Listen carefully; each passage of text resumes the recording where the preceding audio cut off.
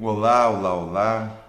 Deus abençoe muito o seu dia. Que a graça do Senhor seja sobre a sua vida. Que a boa, perfeita e agradável vontade de Deus seja sobre a sua vida neste dia, te dando alegria por estar vivo, te dando alegria por conhecer a Cristo, se render a Cristo e viver para Cristo.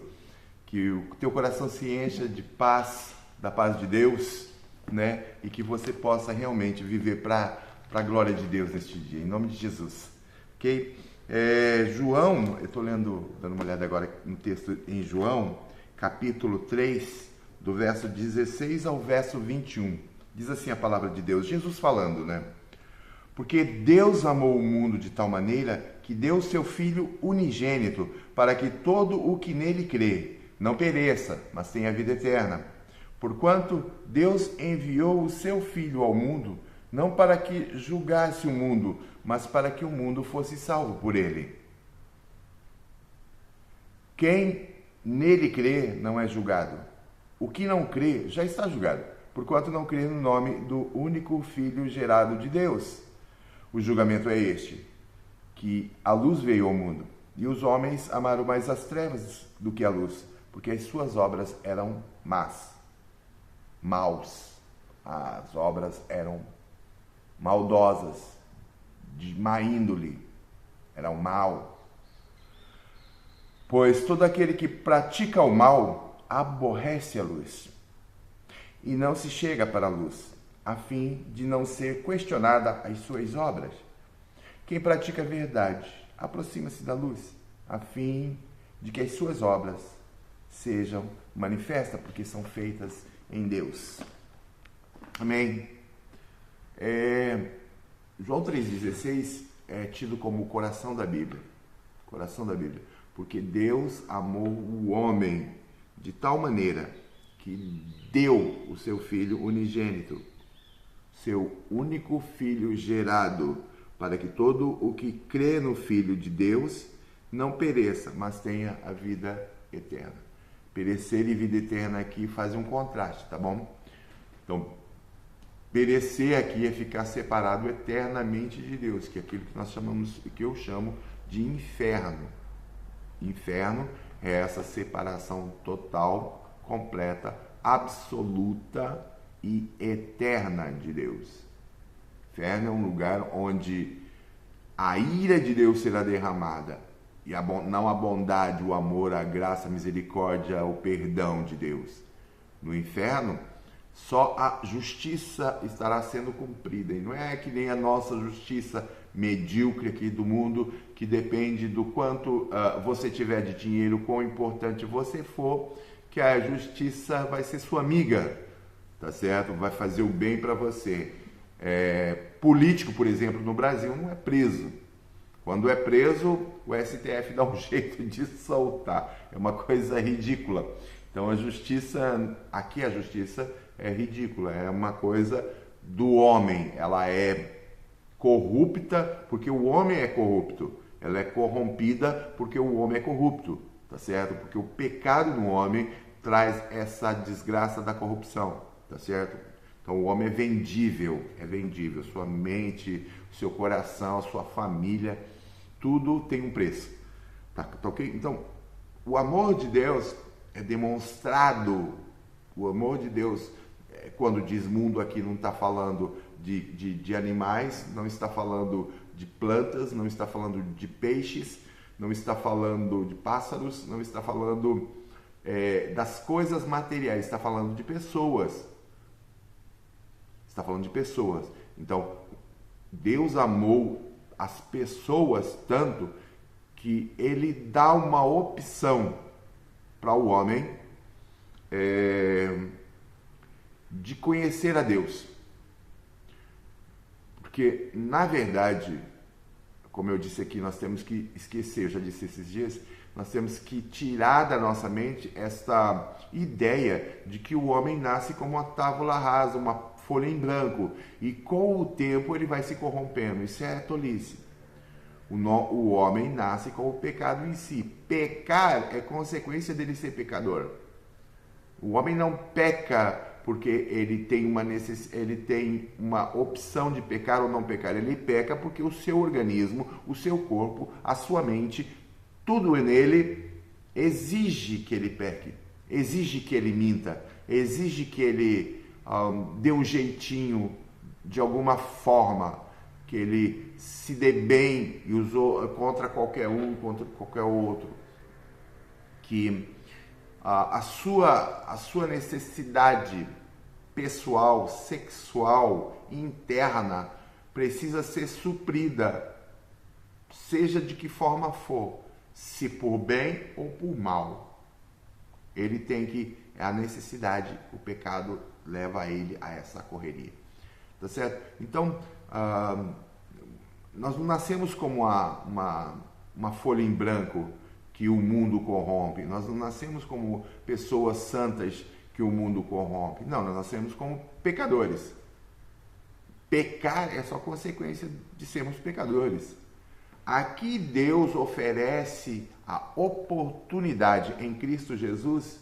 Este amor de Deus é derramado quando Cristo é colocado naquela cruz. Ele vai até aquela cruz, é crucificado, sofre ali uma barbaridade e morre naquela cruz. Tá certo? Este é o pagamento pelo resgate da sua e da minha vida. Este ato de Deus era para perdoar você, para ofertar perdão a você. O santo morreu no lugar do pecador. Jesus morreu no meu lugar e no seu. Agora, Deus enviou seu Filho ao mundo não para que julgasse o mundo, mas para que o mundo fosse salvo por ele. Quem ou aquele que crê em Jesus não é julgado. O que não crê já está julgado, porquanto não crê no nome do unigênito Filho de Deus. Quem crê não é julgado.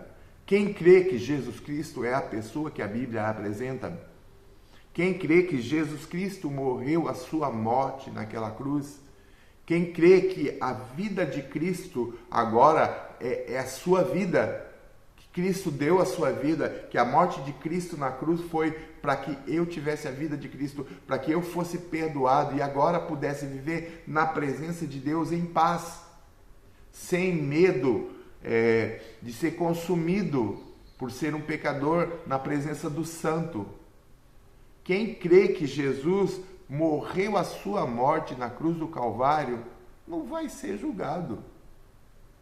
Porque quando nós estivermos na presença de Deus, e Deus disser assim, o diabo chegar com aqui é hipoteticamente, uma racionalização humana, vamos dizer assim. Mas quando estivermos na presença de Deus no dia do trono branco, e o diabo trouxer uma lista dizendo, olha, esse daqui fez isso, se prostituiu, se embriagou, vivia nas baladas, forçou uma mulher, esse daqui traiu os amigos, fez negócios escusos, vendeu a mãe, esse daqui, ele é meu. O diabo vai afirmar, hipoteticamente eu estou dizendo aqui, tá? E aí, o que Deus vai levar em consideração não é o que o diabo está falando, é o que Jesus tem para dizer. Como foi o relacionamento dessa pessoa que se está acusando Satanás, com Jesus? Como foi que ele se portou em Cristo? Se ele nunca quis nada com Cristo, com Jesus o Cristo, ou se ele, tropeçando, caindo e levantando, viveu se esforçando para que o nome de Cristo fosse honrado, glorificado e exaltado. Se ele viveu com os olhos na cruz, olhando para o sofredor Jesus que morria lá nela,